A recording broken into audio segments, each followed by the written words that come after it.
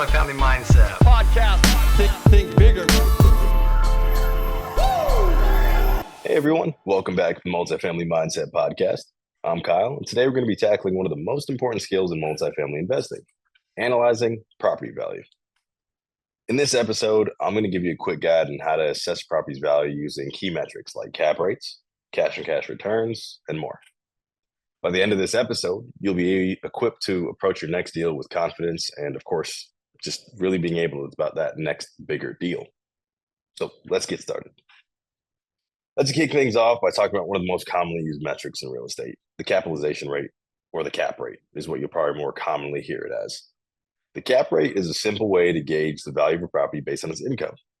It's calculated by dividing the net operating income of the property and then divide it by the property's purchase price, or if you don't have that, then you could go based on its current market value. So let's say a property has an NOI of $100,000 and it's priced at $1 million. Your cap rate would be 10%. So that's pretty straightforward, right? Cap rates can tell you how much return you'll get based on the income a property generates. A higher cap rate generally indicates a riskier investment, but with higher returns, while a lower cap rate signals more stable but lower return. In markets with high demand or lower risk, like primary markets, you'll often see lower cap rates, while secondary markets tend to have a higher cap rate due to greater upside potential. Now, cap rates are useful for comparing properties within a market, but remember, they aren't the full picture. A property's cap rate is only as strong as its NOI, so be sure you're looking at realistic income numbers when you're doing your evaluation. To follow up on that, we can use cash-on-cash return as another key metric to evaluate a property's value, especially when you're financing your deal. So cash-on-cash return measures the actual return on the cash you've invested in the property. This is important because it tells you how hard your money is working. To calculate it, you take your annual cash flow, meaning the income after all your expenses and your debt service, which is how much you're paying to your lender, and divide it by the cash you've initially invested in the deal. So, for example, let's say you invest $200,000 into a property. After expenses and your debt payments, your annual cash flow is $20,000. Your cash-on-cash return would be a 10%. And that's pretty solid for, the return that we're seeing in most markets today. Cash on cash is especially useful for investors who are focused on their yearly returns and want to know how quickly they'll see a return on their down payment or renovation capital. Unlike cap rates, this metric accounts for financing, which can drastically affect your returns. Remember, cash on cash gives you a more personalized view of how well a property will perform based on your investment. It's a great way to analyze immediate profitability of a deal. Beyond cap rates and cash on cash, however, there are a couple other key metrics that'll help you get a fuller picture of a property's value. One of those is debt service coverage ratio, or DSCR, as you'll probably hear referred to. This measures how well a property's income covers its debt obligations. So to calculate it, you just divide your NOI by the total debt payments. So I know there's a lot of equations we're just throwing around, so let's just keep it simple. A DSCR of 1 means that your property is making just enough money to cover its mortgage, while a DSCR above 1.25 is usually considered healthy above lenders or by lenders. This metric is really essential because it shows how much of a cushion you have after paying off your debt each month.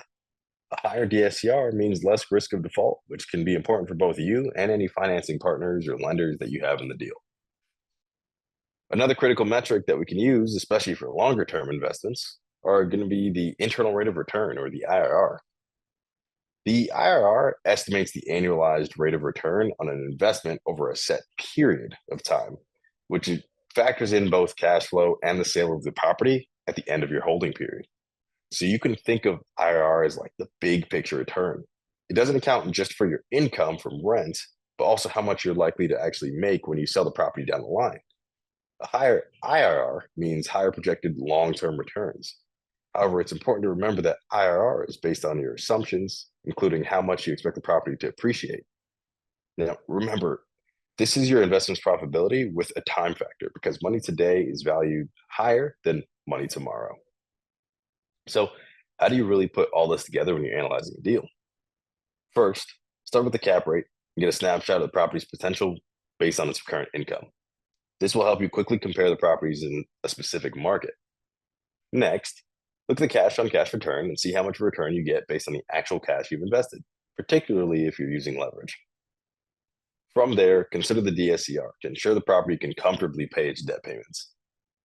Finally, if you're planning to hold the property long term, calculate the IRR to see what your overall return could look like over the life of the investment. The idea here is that no single metric will give you the full story, right? So each one of these items will actually highlight a different aspect of the property's value, and together they'll give you a pretty well-rounded view on the deal's potential. At the end of the day, understanding the property's value comes from combining all these metrics to make an informed decision. It's your underwriting. Cap rates, cash and cash returns, DSCR, IRR, they all work together not only to show you how the property is performing today, but how it could perform tomorrow. And just remember, it's all about thinking bigger. Don't just focus on one metric. Look at the whole picture so you can make smarter investment choices and maximize your returns. Anyways, that's all I had for today. So thanks for listening to the Multifamily Mindset podcast. And if you found this episode helpful, make sure to subscribe and share it with somebody who's ready to take their multifamily game to the next level. And just appreciate you guys for listening in. And just remember to think bigger. Multifamily Mindset Podcast. Think bigger. Hey guys, it's Dallas Pruitt, resident mindset coach and consultant at the Multifamily Mindset.